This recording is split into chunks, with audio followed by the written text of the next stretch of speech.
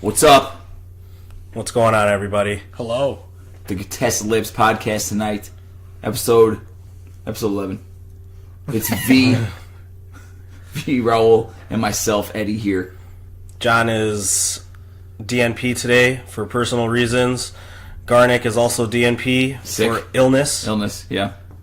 Thank you for listening to us. Again, remember you can find us on Twitter at ContestLayup1.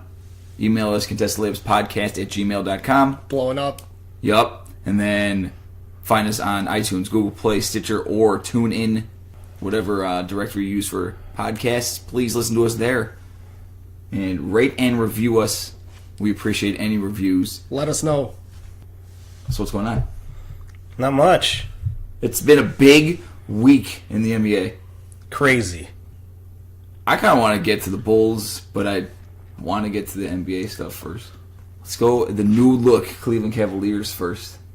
Fire. This is our tough call of the week. We're starting with our tough call. All right.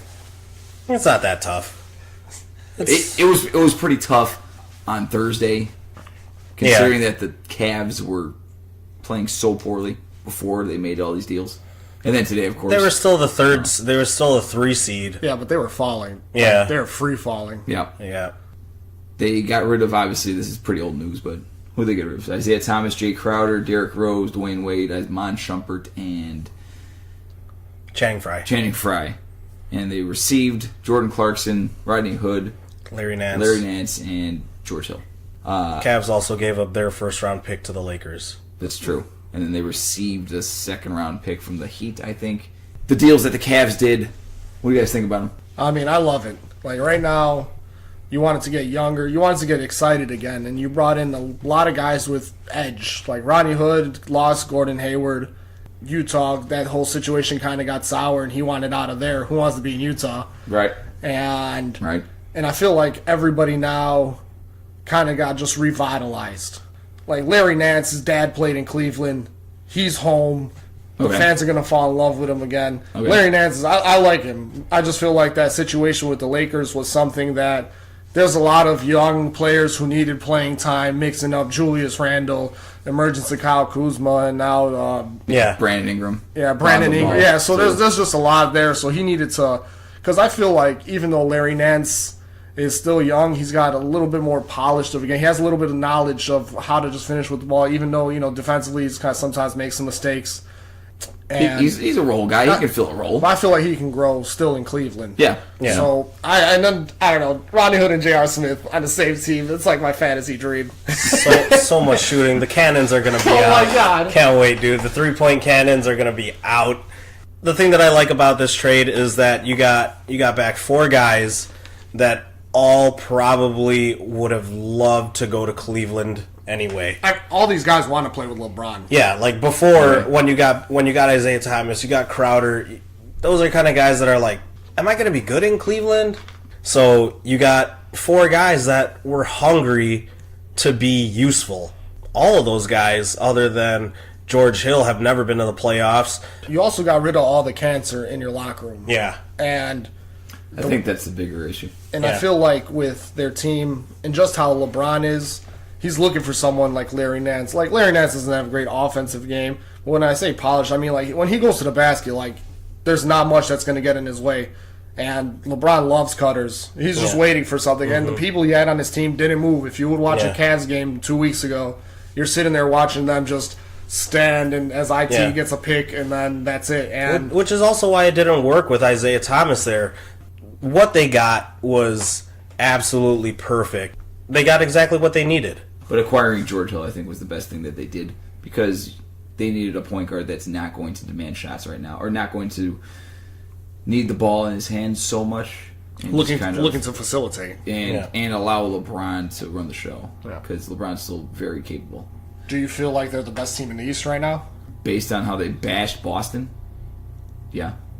Yeah, it's Which is crazy that they have probably one practice or two practices between them, and then they just came out and just smoked Boston. I mean, I don't think it's that crazy because, like, obviously you bring in people and you're, like, kind of apprehensive to see how they're going to fit together.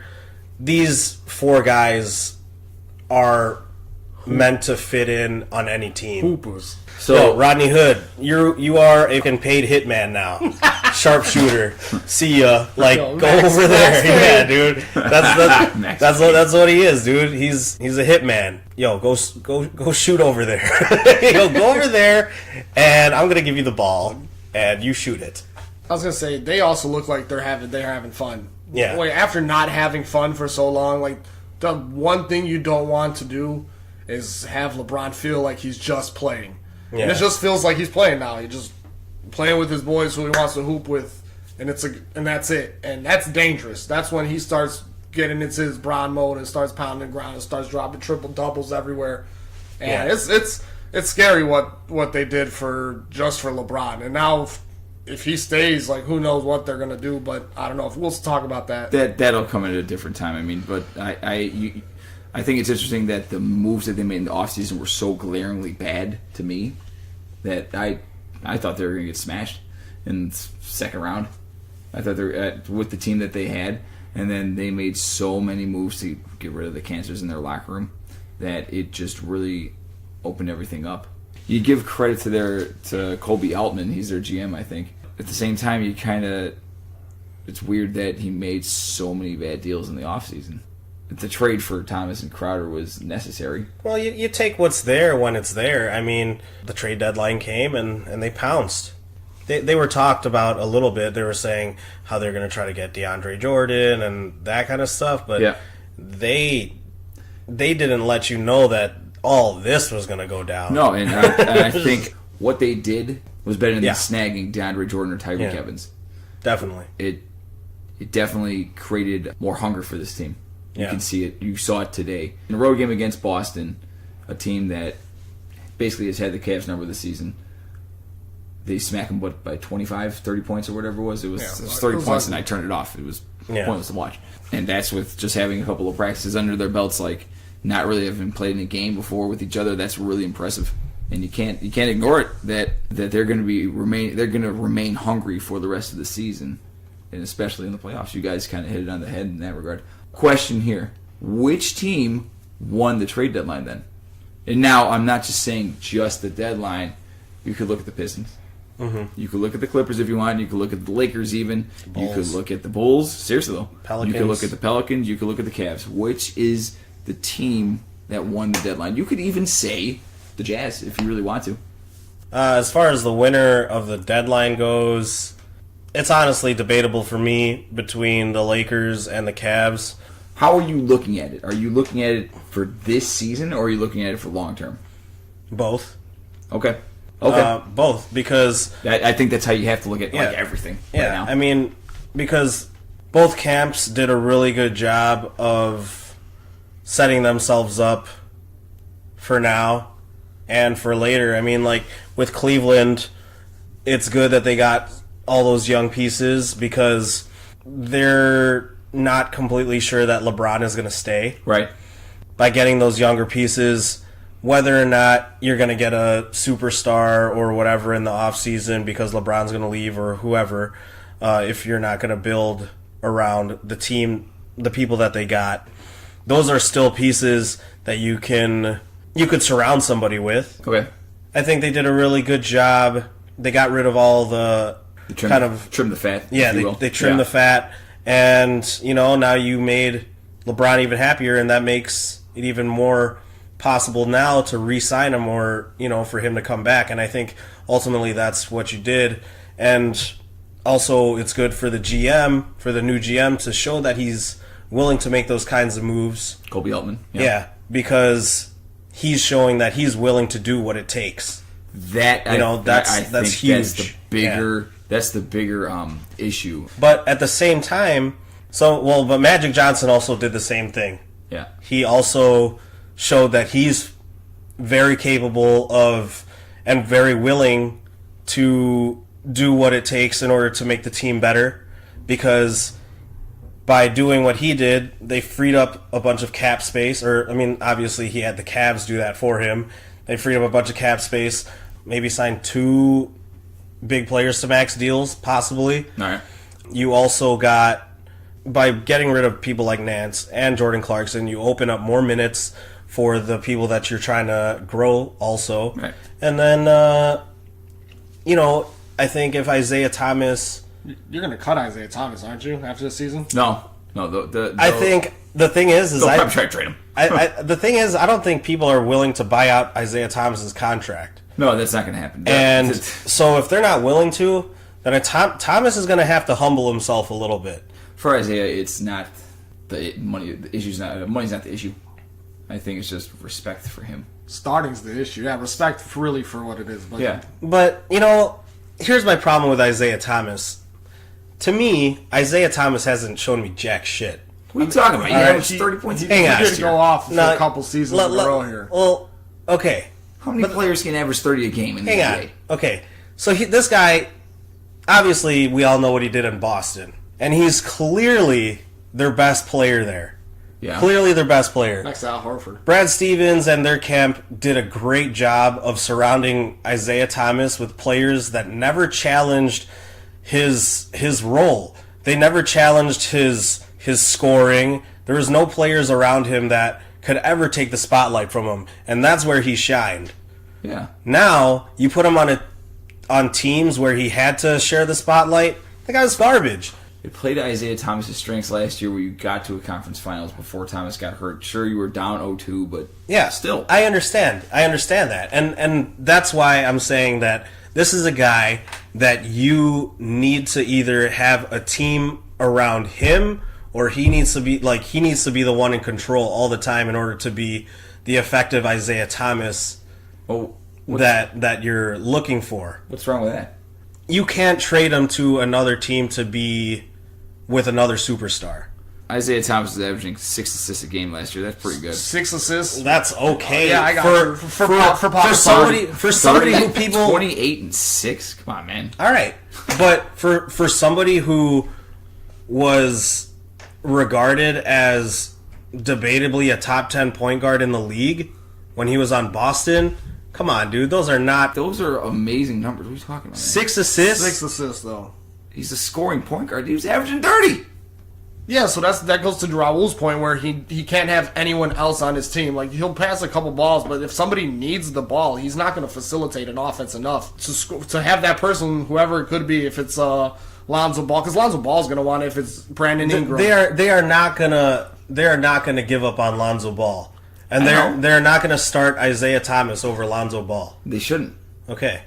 Now, what do you want to do with Isaiah Thomas then? Because he's not going to Bring play. him off the bench. He's not going to play. No, Now, didn't play. He said he's not going to play. He's coming off the did. bench. He already said he doesn't want to. He already said that he doesn't want to come off the bench. He Now said- he's going to do that right now Yeah. because he has no choice right now. Well, but now, don't you think in the alright. offseason, this dude is going to be like telling his agent, "Yo, I got to get out of here." Yeah. As he should. He's Yeah. deserved.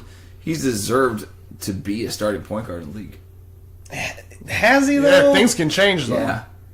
Like I just feel like he's going to be. I don't understand. I don't understand what y'all. He's hating on definitely about. a starting point guard in the league. I'll say that much. I agree with Eddie on that. Would you but, have Isaiah Thomas or Chris Dunn on the Bulls? Come on, man. But if you're trying to win a championship, it's not going to happen with Isaiah Thomas. I'm sorry. Like I'll be on the record of saying that just Oh, because. okay. Just because. That's more of what I'm getting towards. Yeah, if you can win a championship with Isaiah Thomas, I don't know how far you can get unless Isaiah Thomas is the main guy for you. Okay. Then I can see what you mean. Yeah, I can see what you're getting at then, because I was thinking like him getting to a conference finals averaging 30 and 6 a game last year, it's pretty good. But if you're considering that if he's just your lead guy, where he needs the ball all the time, and then Yeah. he needs to be the one. He needs to be the one that's doing everything. And a guy who's 5'9". Yeah. You know, I think you saw in those 2 games. It definitely Cavs doesn't last get year. easier for you also the older you get and the shorter you are. And the East was really bad for the last couple years. Yeah. Yeah. So if Isaiah's going off, Isaiah's good. Like Isaiah's, top of the league as far as a basketball player goes, and he'll do well scoring. But once you get to like second round of a playoffs and you start playing against the other top teams in the league, and they can game plan you for 7 games if need Right, be. exactly. Yeah. Yeah. I feel like you can find, if not flaws, you can just physically take advantage. You put LeBron on Isaiah Thomas. Now Isaiah Thomas doesn't score. Yeah. And what are you going to do? Pass to Avery Bradley? And then Right. he's going to have 6 assists in a game. Yeah, that's where he gets his 6 assists when he's playing against LeBron. Who won the trade deadline during the 2017? I mean, if I can't say the Cavs, I'm going to say the Bulls. Only because... Yeah, I was going to say the Bulls too, Only actually. because Nikola Mirotic is the worst player I've ever watched play basketball, and you got him off of your basketball Doing team. numbers for the Pelicans right now. Oh, God. Oh, man. I'm so happy that it's over because the thoughts of what it was, it just haunt me as I sleep as a Bulls fan. I like Nico. Like, Nico, he's a nice person, and I can't say anything bad about the guy. They got a first round pick, top 5 protected this year. Nah, the thing That's a great deal. The winner of the trade deadline is the amount of playing time Lauri Markkanen can get because Nikola Mirotic is off of our team. I agree with you that I think the Bulls won the trade deadline. Again, Lauri gets a lot of playing time. Bobby Portis gets a little bit more playing time. I'm not saying that Bobby can be a future player, a future stud for the Bulls, but I think that he might have some decent trade value in the offseason. And then the Bulls got a first-round pick, which could be a lottery pick this year if the Pelicans don't make the playoffs.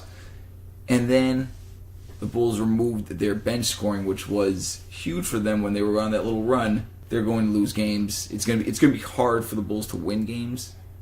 So that's going to allow Dunn, Levine, and Markkanen to grow together, which benefits so much for the future. The Bulls can get a higher pick. If you really look at it, the Bulls are, and this probably sounds really fucking biased because we're from Chicago, whatever, but the Bulls won this deadline because they get their 3 players, they get an opportunity to grow and develop together and get better together while losing games, get a higher pick this year, and then they got a first-round pick from a team that might not make the playoffs.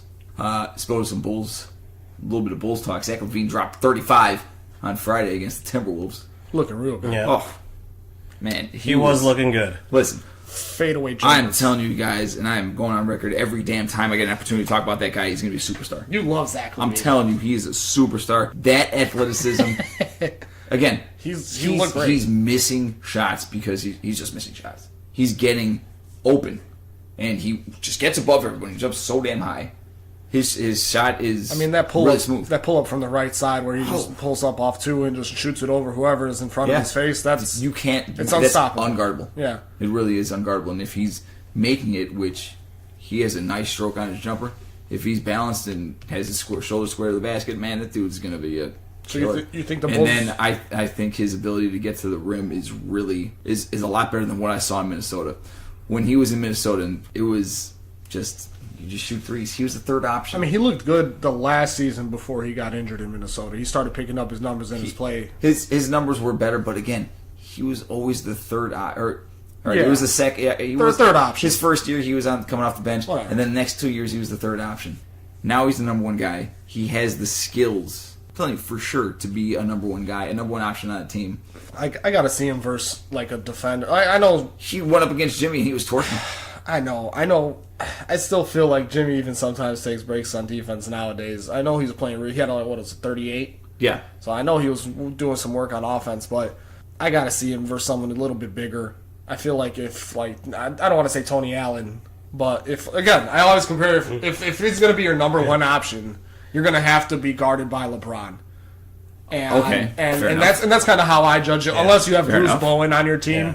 you're going to get guarded by LeBron or Trevor Ariza or some guy who's there to stop you. LeBron's 32, Zach's 22. There's a 10-year age difference. LeBron's not going to be around another 10 years. Oh, no, he's I not agree. playing another 10 years. If we're going to go look down the road, I fully feel like he's going to be something special. At least I like him in a Bulls jersey, you know? Hey, man, I'm convinced over 11 games that he's played. I'm convinced this dude is a monster. Again, still, like I said in the last podcast, still reserving my judgments on Levine. I'm not completely sold that he could be our number one franchise guy. Why? I don't know. I feel you. I got to see more. He played good. He played good on Saturday, and I think I really liked watching that game, and I'm really proud of the Bulls that they won, because I think watching that game you could totally see that both wanted to win it to spite the other team, Oh, yeah, and it of was course fucking it awesome. was, Yeah, I mean, I want to see more. It's so easy to be, in this league, like whenever somebody has good games or whatever, everybody's so athletic that it just looks like that they're going to be like the next big thing, and you just don't know. And Nah, dude. If you're- Zach is... All right, go ahead, V. If you're talking about 20-point scorers and being the leader of a team, being the guy who's going to take control, make things happen, like James Harden, you see every time, Yeah. everybody knows that it's him. It's going to take time for Zach to learn that leadership role, even course. though he's a little bit older in the league. course. And it's going to take time for him to learn that, and I'm not sure with his personality if it's going to come naturally for him. And if I want to talk about scorers in the league who are the number one option, who scored 20 points, but I don't think should be a number one, I could talk about my guy Lou Will. Like, this is another guy who scores 20 points. Yeah. He's going off, or even I always talk about Tyreek Evans, and this guy's scoring 20 points and going off. But then, for us, hopefully Laurie becomes our number one. Hopefully Laurie becomes our Dirk, and Zach LaVine becomes a different version of Jason Terry, just a partner to tag team with him. Okay. And you're going to need a third piece. And as far as Zach being a number one, the shooting is a little inconsistent at times. What else do you do in a game to help you win the game? And he's so athletic, and I hope that with developing of leadership, he can take the defense and stop people as well. That's a legit argument, because his defense had been terrible the past couple of years. yeah, I think he's taking it a lot more personally right now.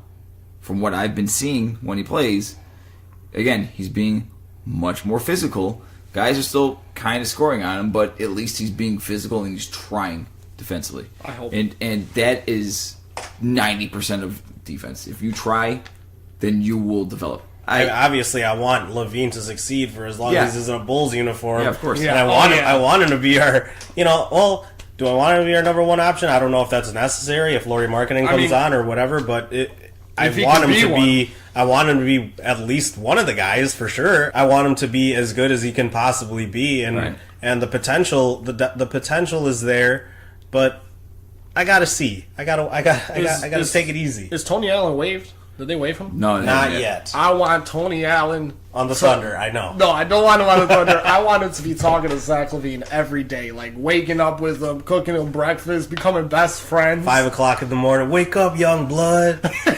Wake up, young blood. You know what time it is? Oh, what time is it? It's 5 o'clock in the morning. Come get you some eggs and let's go. We gotta play some defense. The Bulls made a minor trade, 2 minor trades, but got rid of Jameer Nelson, and then they got Noah Vonleh. Just want to touch on that briefly. We're not going to talk much about Noah Vonleh. Yeah, not much to talk about here. Vonleh is a young guy. He was on the Blazers for a while, for 3 years. Yeah, He was on the Blazers for the past 3 2 years. and a half, 2.5 really. Yeah. At the end of the day, Again, you're not gonna play him because No, the Bulls. The Bulls. The will play. Bulls- the will Bulls play. are trying to get some They will. value out of him. They'll play. I'll say best case scenario, he winds up being Bobby Portis, part 2.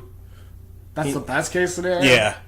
Is Yo, he gonna Bobby Portis, man, that guy pisses me off on defense. Jesus. I mean, he's a little undersized. No, that guy just. Yeah, against all right. Satoransky or what? This Yeah. guy Yo, always man. what are you doing? I think I personally was spoiled by Taj Gibson and Joakim Noah. Just the way that they're able to guard Yeah. guards. Yeah. And you see Bobby Portis Move out their there, and feet. that guy just cannot move laterally. He's just so slow. Well, It's so bad. With Joakim and Taj, it was a lot of effort. Like, they were slow, but they learned No, it was effort based, and that's exactly. to, with Joakim, like, he always wanted to guard whoever. It didn't matter whoever he was trying to guard, and if it was a guard, it was a guard. He would at least move his feet and know that the guard's going to try to shoot over him. I just feel Bobby doesn't have any idea what he's doing past the free throw line. I don't think Bobby exhibits that effort that you were talking about. Anyway, so let's switch it up a little bit here. Let's go. This week's You're an Idiot. The Cleveland Cavaliers. I think we all are in agreement here. their trade of Kyrie Irving. What it turned out to be. What it wound up being. Yeah. You basically... Not even you're an idiot. Look You're a sucker. Cleveland, you're a sucker. They had to, though. They had to. Kyrie said They he didn't. didn't. What are you gonna do? Keep Kyrie there? You saw. Well, why would you not keep him? He's under contract. He's got to play. Okay. He's not gonna sabotage the year. IT and Jay Crowder also had to play, and they sabotaged the year. Dude, Kyrie would have did the same thing. It's about chemistry in the locker room, and Kyrie's more of a competitor, so I think that his natural competitive state will make him want to win games, so they'll win more than they were doing this year, just because he's so good. But to think that he wouldn't cause any problems all year and he would sit by LeBron, you would just have another year like you had last year where they make the finals because Kyrie and LeBron are so good, and then they lose, and then they hate each other and they waste time. So I feel like you had to do something. Kyrie wants to win more than anything. Okay. You know? So if he didn't get traded, ultimately this guy would fin play, and he'd play his heart out, and they tried to win a championship. But I mean, he went up to them and was like, I need to be traded. That's the player saying, I need to get out of here. The Cavs got hosed. Yeah. They lost the best point guard in the league for Jordan Clarkson and Rodney Hood. The Cavs, man, they are that front office of the Cleveland Cavaliers, regardless of how this season turns out. Okay? Sure, we talked a little bit about how they might be set up okay for the future, which is kind of true. George Hill, Rodney Hood, Jordan Clarkson. But if Kyrie was still here and LeBron left, you're in a really good situation. Yeah. You're clearly in a really good situation going forward. You are probably still contending in the East, even if LeBron goes to another team in the East. You're probably still contending with Kyrie Irving and Kevin Love. That's kind of hilarious that the Cavs just got taken to the cleaners, man. The Cavs got taken to the damn cleaners. It's so hard for them though, because you have to. You got LeBron saying like we talked about before with the 1 and 2 year contracts. A lot of drama, man. What are you gonna do though? Yeah. You don't know if this guy's gonna be here. Yeah, you can't prepare for LeBron leaving. And that's the crazy thing is that they have to do everything that they can to keep LeBron happy. It wasn't about their decision what's best for their franchise. Yeah. It's about keeping LeBron happy and praying that he stays in Cleveland and doesn't go somewhere else. Players like LeBron, they control their career, which is really fucking cool when you're that good that you get to control your whole career. I love the no trade clause. That's awesome. That's pretty damn cool. But at the same time, now your organization can't run their franchise like they should, and you gotta appease LeBron because he's LeBron. And if you lose LeBron, but you keep Kyrie Irving and you're still competitive, no fans are gonna go to the damn games. They don't really care if you're winning 50 games but losing in the second round or the Eastern Conference Finals because you don't have LeBron, even if you have Kyrie Irving and he's a superstar. It's crazy, man, that the effect of LeBron just had that big of an effect on the Cavs franchise. And then if he does leave this year, then they're kind of still in trouble, even though they got that Brooklyn pick. Yeah. But Kyrie Irving being traded essentially for the Brooklyn pick was kind of, you're an idiot getting rid of Kyrie Irving for nothing. Kyrie's so good. Let's wrap up. Final thoughts, gentlemen. Ooh, final thoughts. Raul. Yo, the Super Bowl happened and Tom Brady lost. Whoa. Let's not talk about that. Okay. Final thoughts. Real final thoughts.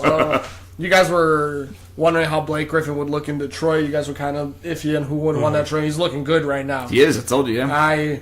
I hope it's NBA players nowadays go to places that are nice to go to. Detroit's not one of those cities that you just want to go and hang out. It's not Miami, you know? And it's good to see Detroit getting some love. I felt like they were a basketball powerhouse early in the 90s, and then again in like the early thousands. 2000, yeah. I'm happy that's working out, and I'm happy a lot of these NBA teams cleaned up their mistakes of signing all these players to high contracts, and I feel like that was kind of the goal around this year with the trade deadline was cleaning up, and I feel like the NBA is looking good, man. I'm ready to see what's going to happen. All right. Yeah, final thoughts. Just want to echo what V said. The NBA is pretty exciting right now. It is. So fun. I'm not going to lie, man. It is. If there's any casual fans out there or whatever who don't really care to watch, man, like, you should get into the NBA right now because it's pretty exciting. Yeah, Golden State's probably going to be the team that can win again, but there's so much more. There's so much more going on. Really excited for the Bulls.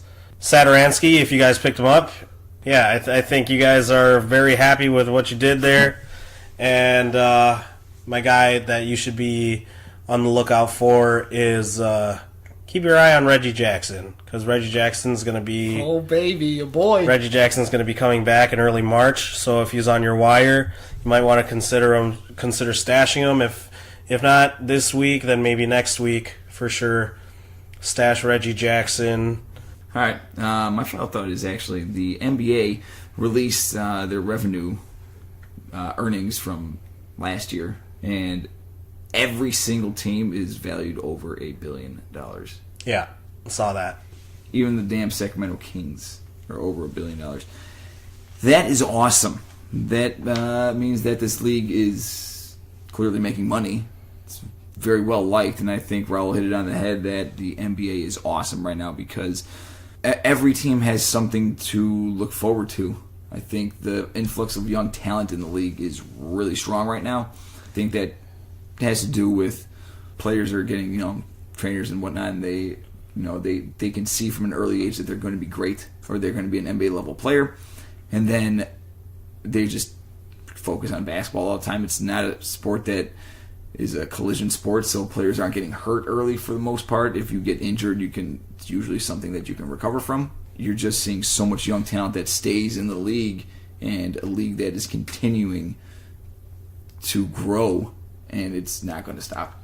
Do you feel like that has anything to do with parents not telling their kids to play football? Nope. I think it's just that exciting. I think it's just because basketball is not, it's a sport that is played all over the world, so you get international talent too. True.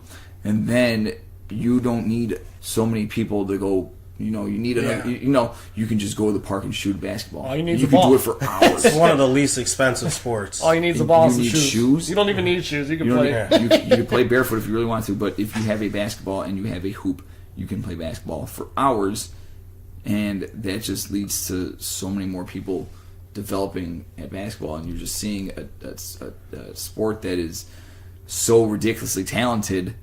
I really think that kids nowadays are choosing basketball over football And baseball. because they see, and the marketability of basketball is really, the NBA is really has been amazing in the last 10 years, Especially with Twitter and how... Oh yeah, and the social media explosion. But especially in the past 3 years. 3 years ago, I was at our old apartment. Guys who used to live with John.